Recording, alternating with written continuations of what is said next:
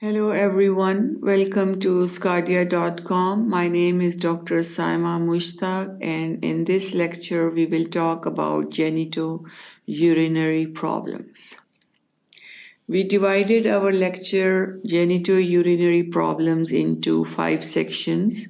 In the first section, we will talk about what are the different sexually transmitted infections, how the history of sexually transmitted infections is taken, and how it helps us to reach the further diagnosis, and what are some tests associated with sexually transmitted infections.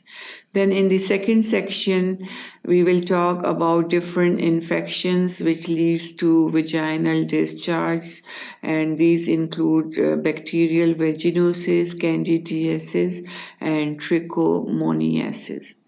And in the third section, we will talk about the gonorrhoea, chlamydia, and pelvic inflammatory disease.